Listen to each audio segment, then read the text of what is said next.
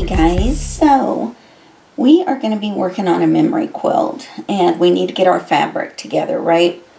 So I was given a tote full of shirts, so I didn't have any pants or anything like that, but I do have all these shirts, so I'm going to show you how I break down a shirt when I'm ready to make a memory quilt. Okay, so the first thing we're going to do is open this up and we're going to remove the collar. We're just going to follow that sewn edge. You can use rotary cutter or you can use scissors, does not matter.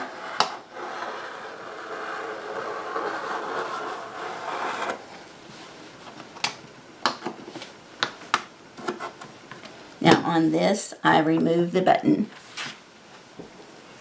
and just lay it aside. Now I would hang on to the collar. I would give it its own pile, just in case at the end you're in need of enlarging your quilt. You can always take this apart. It doesn't look like a lot of material, but if you just want to add a border, you can connect a bunch of these and make a cute border. So I do hang on to it. I don't always use it. Okay, the next thing I want to do is come over here and I want to remove this whole strip, and again just follow that sew line.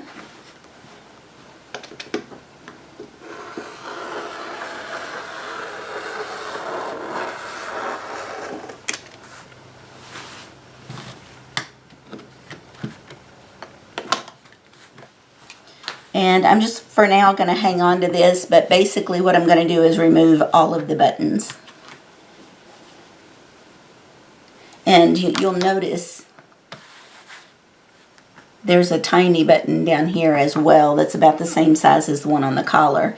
So that can be important, just like when I was making the no-sew Christmas ornaments and you had a couple of different sizes of buttons. So keep that in mind and put this aside, give it its own little pile.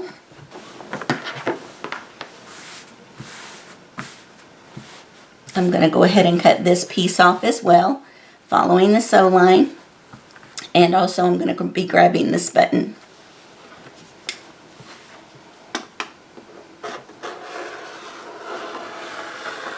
So even if someone makes you a quilt out of clothes and you want to ask for the scraps back to do something like the ornaments we've been doing, you know, just let them know why you want the scraps back, and I'm sure they'll do that for you.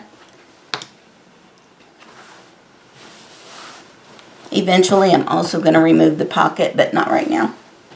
Next, I want to cut off the sleeve. So I just want to fold that around to where I can feel that these are together here, all the way around. So all I have to do is cut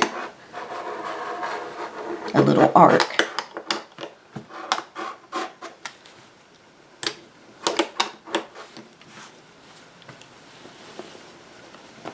Then this part I'm probably going to need scissors. I'm going to come down here and I'm going to cut this off and the cuff. So we can start right here.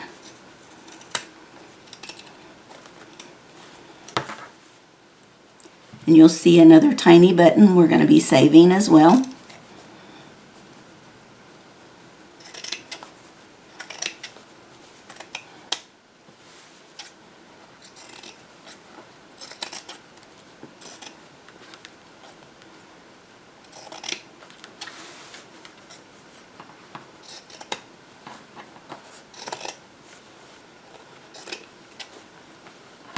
So again, if you want to take the time now to go ahead and remove the buttons, you can. I would suggest hanging on to this, just like with the collar. That could come in handy if you needed just a little more fabric.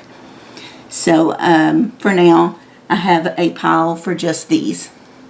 The next thing is to cut this apart.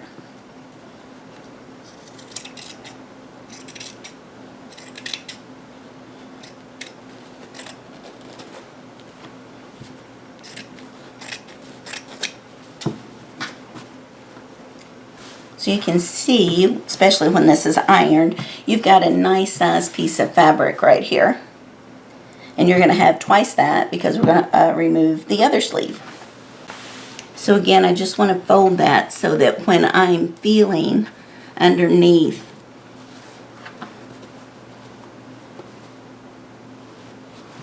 okay, this one is not quite.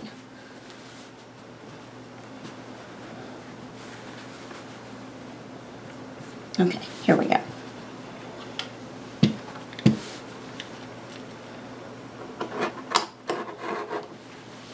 Oops, got a little messy there.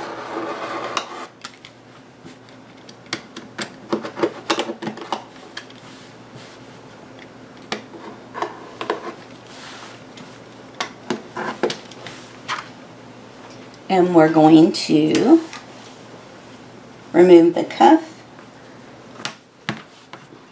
the same way. We just want to cut in. Doesn't have to be pretty, just get it started. Cut right up through here. You want to cut across.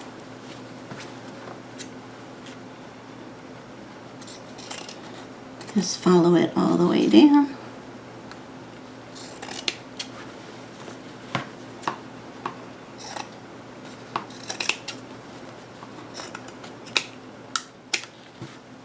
Lay that aside with the others.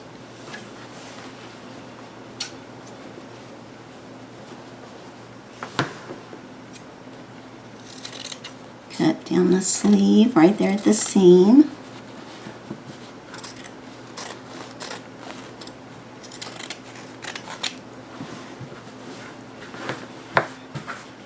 There's another large piece of fabric.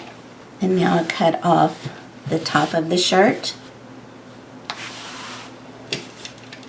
Always following where it's been sewn.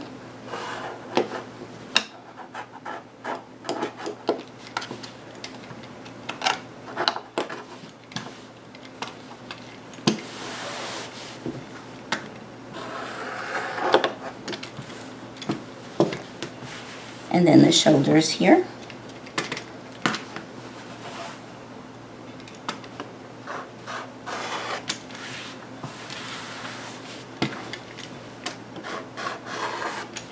Definitely hang on to this because that is 2 thicknesses of material right there. So you're going to get several blocks just out of this right here.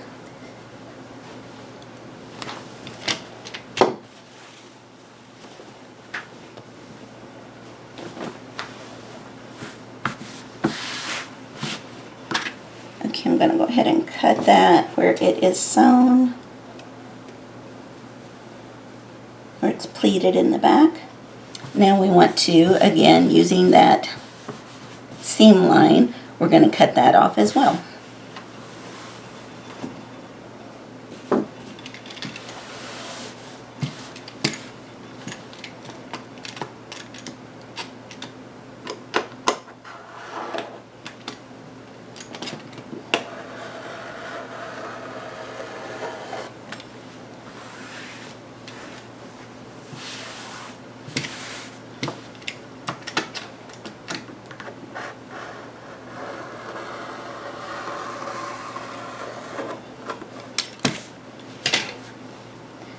Now look at this large piece of fabric that was the back of the shirt. That's fantastic.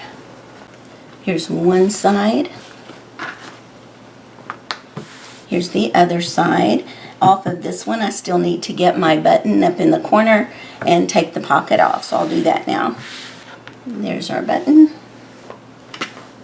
And personally with the pocket, because again, you've got 2 thicknesses here. So I just go ahead. Sorry guys, I was off camera on that.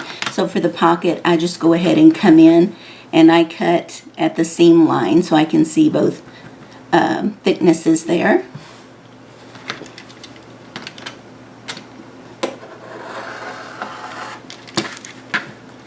Some people actually like to sew the pockets into the quilt.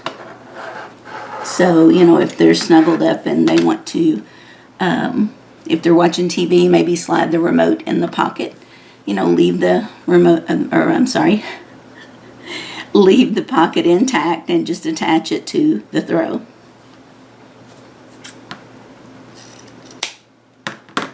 if you want to hang on to the little labels there, the Ivy Crew, and attach it somewhere. Maybe that was their favorite brand, or there's some special attachment to that. You could do that.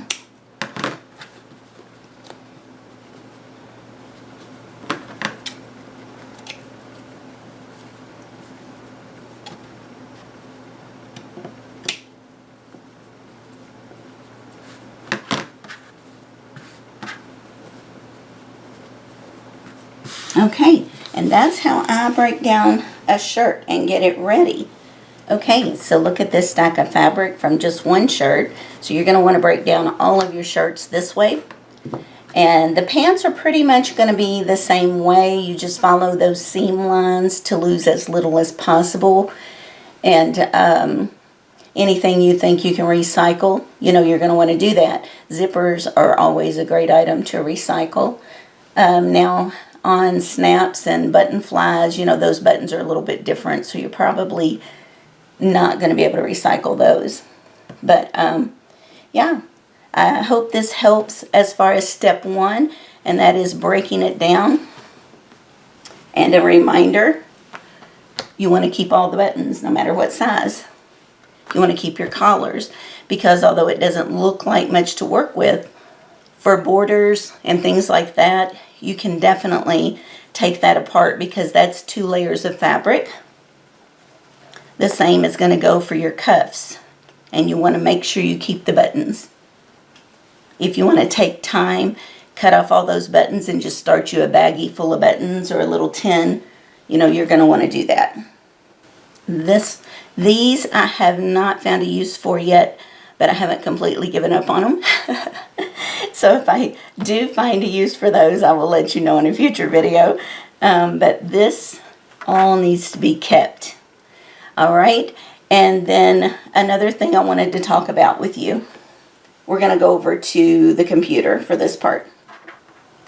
Okay, the next step, you've processed your material and you kind of know what you have, right? For the most part, you're probably going to find that you have a wide variety to work with. Okay, so it's not like you're going to have a couple of yards of material to be able to use your backing, or you're not going to have enough of one material to be able to do a specific pattern throughout the entire quilt. When you have a lot of different materials, you're going to have to go with a patchwork quilt, which is beautiful. It just, you have to think about it in a different way. Now, there would be an exception to that, of course. Let's say you had a loved one who worked in a position where he wore uniforms all the time. And so the uniforms are identical, right? Like somebody wearing blue scrubs or something like that. In that case, you're going to have a lot of yardage, and you could indeed just pick a pattern and do a quilt with that. But when you have such a wide variety, you're definitely going to be looking at patchwork quilts. So we're just going to go in here and type in patchwork quilt and search. And we want to go up here to images. Let's actually take that a step further. Let's go to, these would be okay, but we'll say patchwork quilt blocks. Or you could put maybe even handmade or something like that, because we're more interested in that than something you could go to JCPenney's and buy. Okay, so you can, this is a good example right here, because you don't have to worry about sashing. You don't have to worry about needing enough of one particular material to make your pattern. For example, if you wanted a big star, but you only wanted it in this shade of blue or whatever. When you're doing these kinds of quilts, that's going to be hard to do. You might get one blue star, but then you're going to have to look at another shirt for another color star if you wanted to make like a star quilt. So that's something to keep in mind, is your fabrics that you're going to be working with. So this one is a very good example, and it's a very pretty quilt. If you want these quilts to strictly be, the quilt tops, to strictly be from the clothes, when you look at this, see all the cream color that you see as the background? You have to think to yourself, do I have enough of one color that I would be able to have all that background filled in the same color? Now, if you're not picky and you wanted to go buy fabric to go with the quilt that you're making, then that kind of sets you up totally different, right? You have more options at that point. Look at this one, how cute that is. This one you could probably do because there is so very little of, I guess you would call that the sky. Those are very small pieces up there. So you probably would be able to do this one, depending again on the size of the quilt you're working on. But isn't that pretty where every block is just different? It's just mixed in. Makes such a pretty quilt. This one is cute. I actually considered this pattern because of having a lot of fall colored flannel shirts. So I thought the fall colored leaves would make a really pretty quilt. So if you're making a throw that is, I think the typical size is 50 by 60. Mine tend to be a little bigger, but that's a lot of fabric. So what Mom always did, and then I tend to do as well, is just buy a sheet, a small sheet. And again, on the front, if you're not too particular about having some fabric added in that is not your loved one's fabric, then you could use the leftovers of the sheet that you're using as a backing. Go ahead and cut your backing to size and, you know, use the leftovers for the front of the quilt too. That's something you would really, if you're doing it for someone else, you would want to discuss that with them. If you're doing it for yourself, you know, it's your call. Okay, so we're wrapping up part 1. I didn't want to overwhelm you, especially if you've never made one.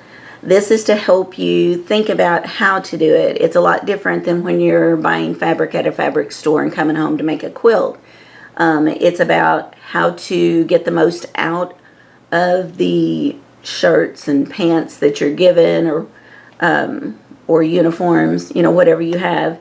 It's about processing that, breaking it down, knowing what parts to keep and what parts maybe to let go.